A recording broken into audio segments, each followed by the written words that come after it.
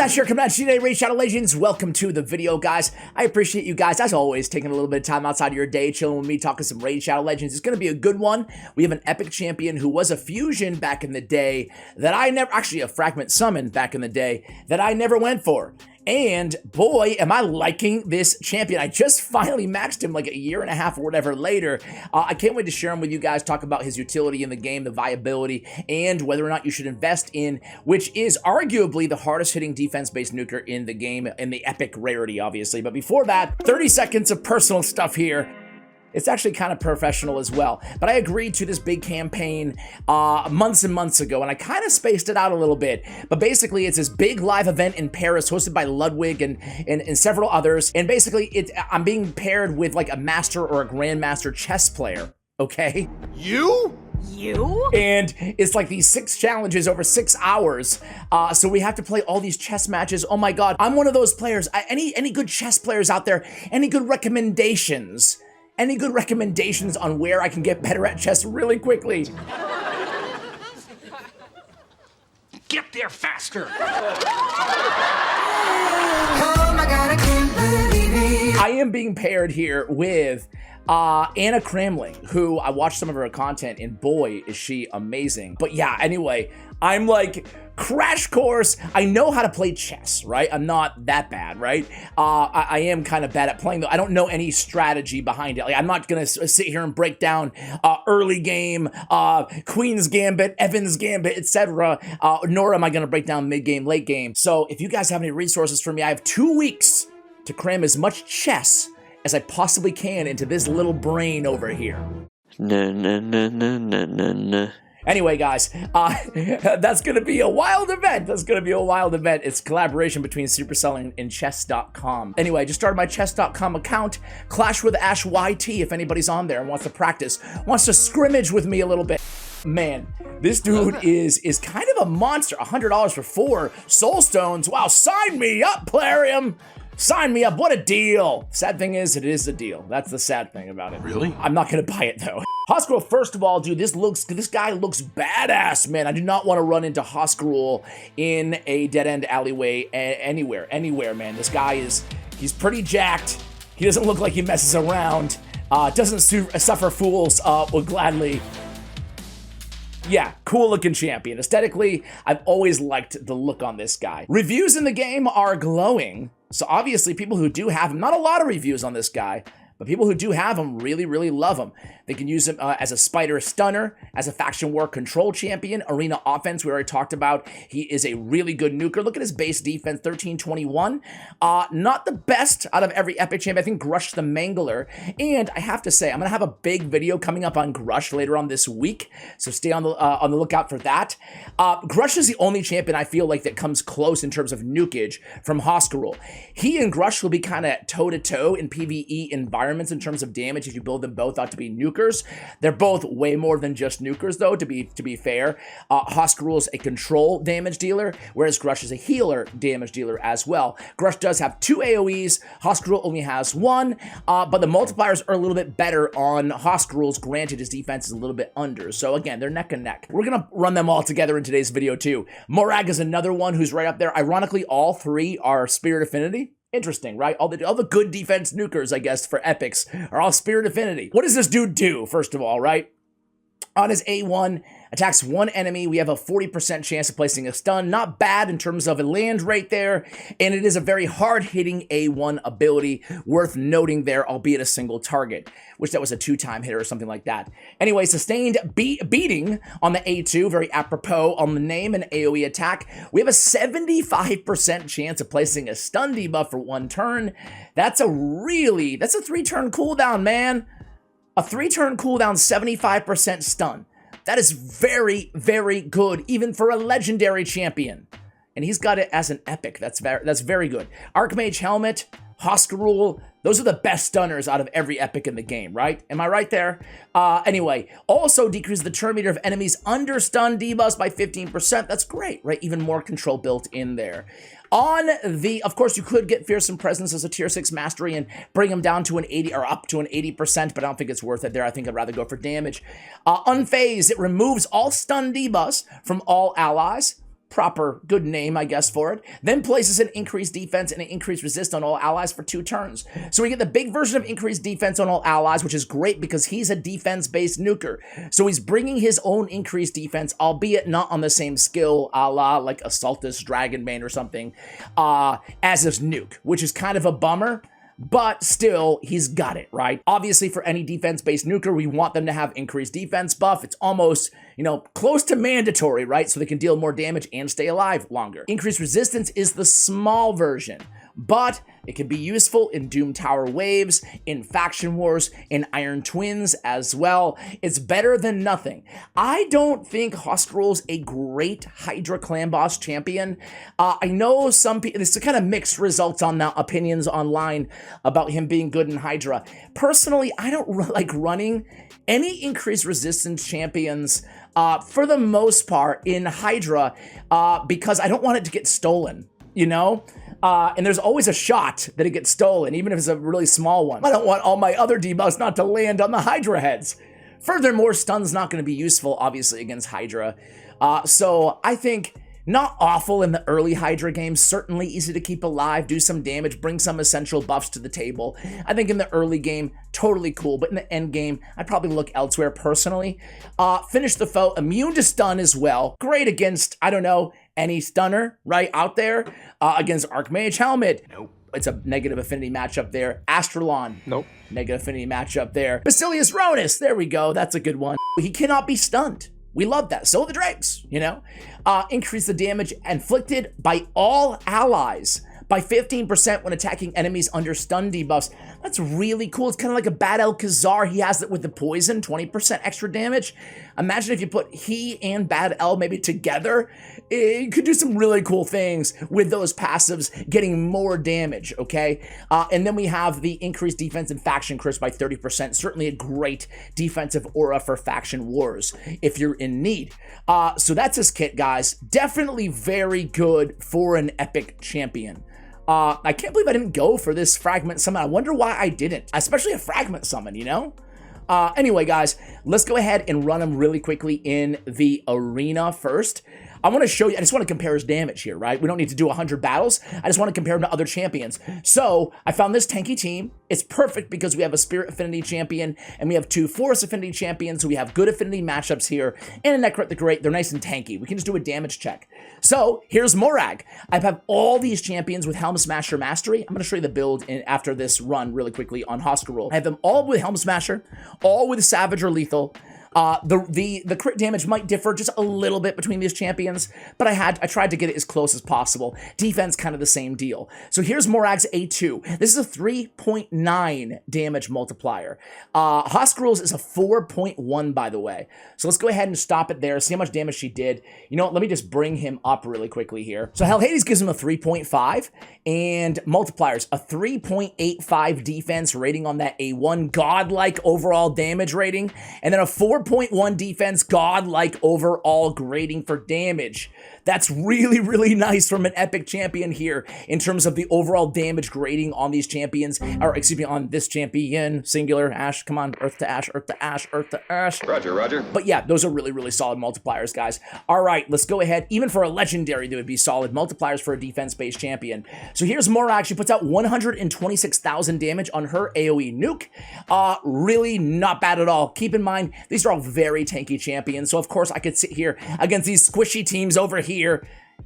Yeah, kind of squishy, kind of not here. But I could go against a squishy team and I could throw up 100,000 or 120,000 damage on all these nukes. I want it to be a little bit more, realistic going against, tankier teams. So let's get her out of there, Morag. Let's go ahead and use, just to compare, let's use Solus. Solus, Staltus, and Helikath are widely considered the 3 best defensive nukers for legendaries. Obviously they're going to outdamage him, but let's see how far off they are in terms of damage differential. So we come in there, we get polymorph, let me redo it. Not fair, right? We want to make sure we land all the debuffs every single battle. So a redo. All right, we're back at it. So here we go.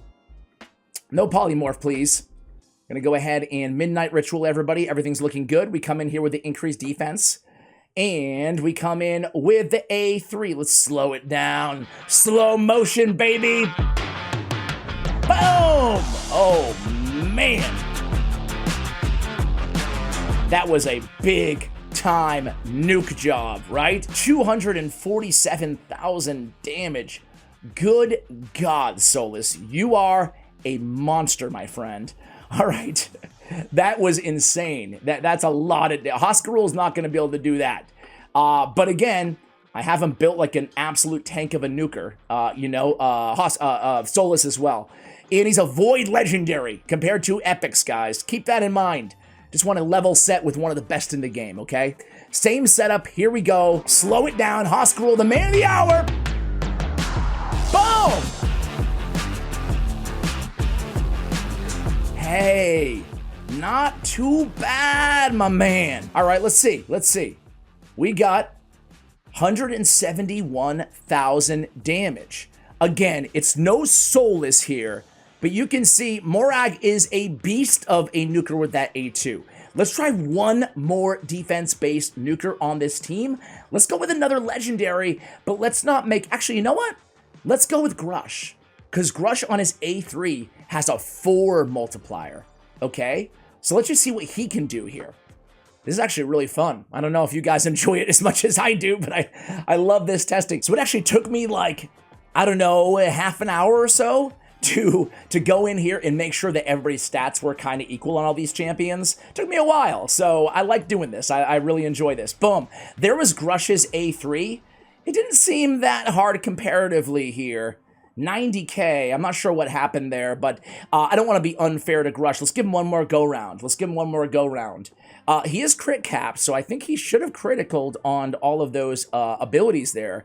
But let's try him one more time here. Grush, now's your time to shine, buddy. Boom. Okay. Yeah, it just wasn't the same. It wasn't the same damage. Either way, though, okay, that's Grush. Let's do Helicath. It's too much. It's too much. One more, guys. And then I want to run them in a PvE environment because, of course, we're just talking about nukes right now.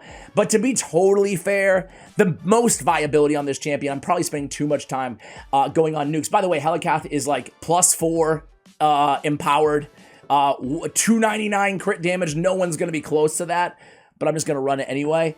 The true amazingness on this champion, right, is not just, you know, the buffs that he's bringing to the table, but it's just that beautiful control that this guy has. That's a really... Okay, let's look at this. It's going to be the biggest, I think. Boom! That's a lot of damage, Helicath.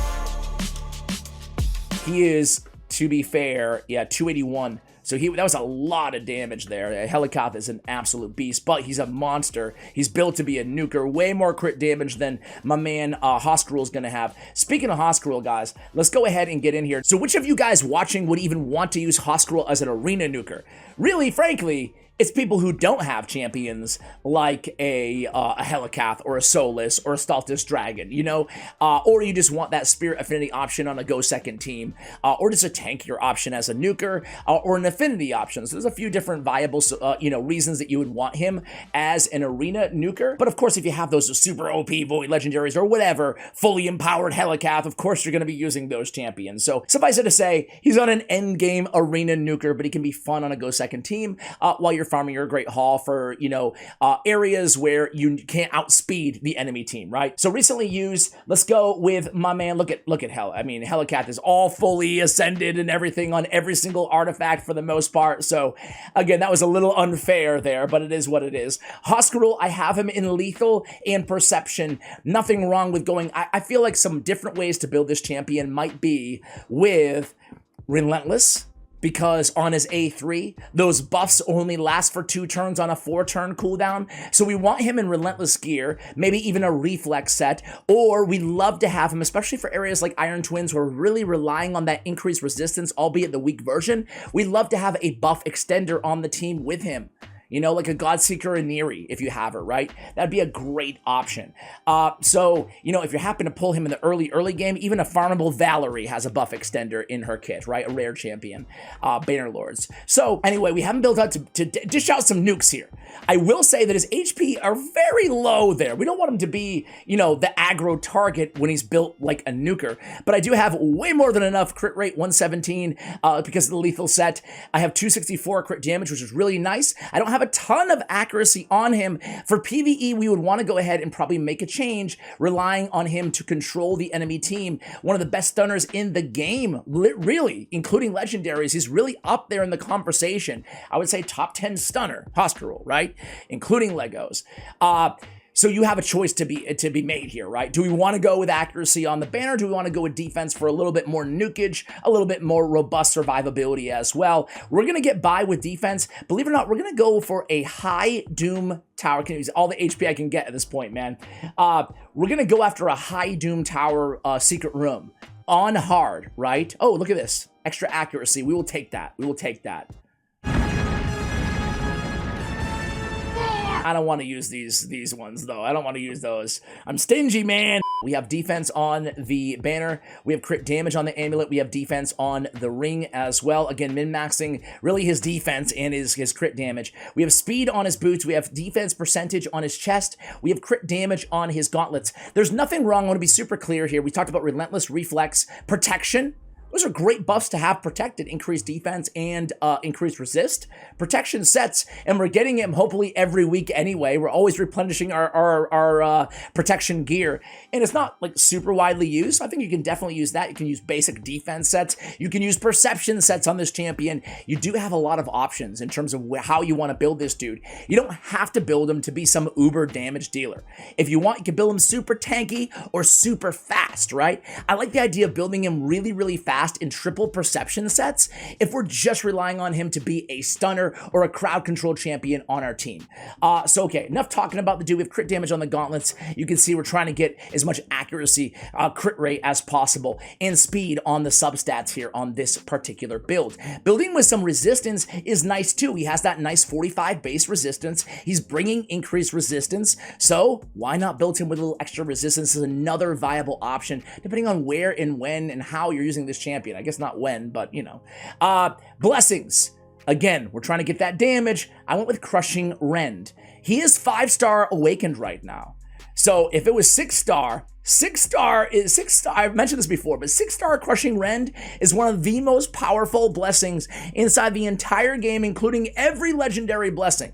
Every hit will ignore a percentage of the target's defense when it's 6-star. Everything else is the first hit or the first 2 hits of a round, but it's every hit.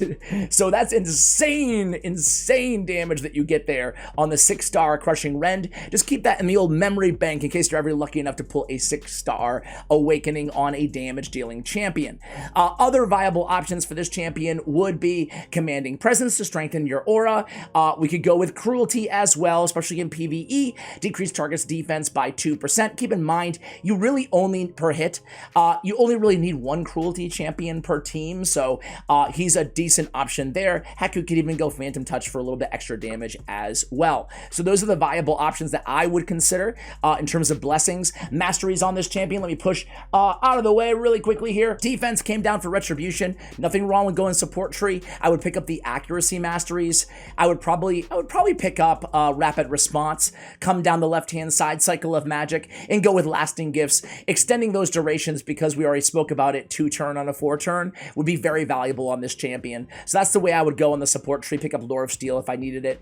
But I went defense with the Retribution. Keep in mind his A1 hits hard, has another chance of CCing with that stun on there. And then offense, we came down, we picked up Ruthless Ambush and Opportunist, probably one of the most important masteries for this champion. Increased damage inflicted on targets with stun by 12%. Okay, 12% extra damage against targets with stun, and he already has the built-in 15%. You know, quick math is 27% extra damage between Opportunist and the passive. That is really cool, and it's not going to show up in the stat sheet. It's going to show up for everybody else as well, I should say, right? I went Helm Smasher. Nothing wrong with going War Master for PvE content as well. Just remember, guys, Opportunist is the way to go on this dude, okay? Let's go ahead and run him. Whoa, whoa, whoa. How did I get into a tournament, Plarium? Come on, get me out of here. UDK's birthday. No, no, no. All right, here we go. Doom Tower, Secret Room, hard. Secret Room 9, maybe? No. Secret Room 8, probably 8. Yes. We're gonna run all the best defense-based nukers in the game all together, guys. We get Hoskarul, we get Tyrell, we got Grush, we got Morag, and we have Tyrell. Hatatsu. I called Hatatsu Hoskarul, my bad. All right, here we go, guys. They're all built to be nukers, man. You gotta love it. All right, here we go. Around 14,000 damage on Grush's A2, I think. We're gonna go in. We actually led off with the A3, so take that into consideration. Here we go. Boom. Not too bad. Around 10 to 15,000 damage again on that ability there. So you can see obviously stun, turn meter depletion. Take that into consideration too. Also coming with those stuns, right? Remember, stun targets get that decreased turn meter by 15%. And keep in mind, again, in just dungeon progression, just really nice for control anywhere. And high Doom Tower floors is where you can also get a lot of utility out of this champion. So let's talk about his viability. You know, I don't want to sit here and tell you. Look at that. Everybody's stunned. Everybody's stunned with the turn meter. You can't get that from epic champions outside of Archmage Helmet, right? You can't get that. That's really, really good. And Archmage, what is he? Is he a 50% or is he a 70%? Let's take a look here. Archmage Helmet. It's been a while since I've used Archmage. Last time I used him was as a seer activator. Not even really how he's intended. I guess you could say it's how he's intended, right? He has a 50 booked up to 75% as well. So both of them have it, and that's about it. You know, that's about it. And again, that puts them on par with some of the better stunners, even including legendaries. Astralon has it at 100% on a 4-turn. Basilius Ronus has it as 100% on a 3-turn. So there are, like, you know, other options out there. There's a few others I didn't name, obviously. But still, for epic champions, that's great control. Where are we using this champion? How good is he, Ash? Hades gives him a 3.5 out of 5. It's hard to objectively globally rank a champion. I think that's pretty accurate, honestly. You know, he can help a lot of progression players out there. I think most players watching this video right now, he can help either as a damage. I mean, I'm using him in the end game here in a secret room, in a Doom Tower secret room. He's not instrumental to the team. I could still use it without him, but he sure does help a lot. You know, he sure does help quite a bit. Now on this one, Grush out damaged him, but Grush has 2 AoEs. Hoskarul only has 1. And he's bringing the increased defense along with Hatatsu on this team, right? So, man, those are some really nice numbers. Again, everybody's built out to be a nuker here, and he's so impressive. All that control, all those nukes. Again, I think he's an S-tier progression champion.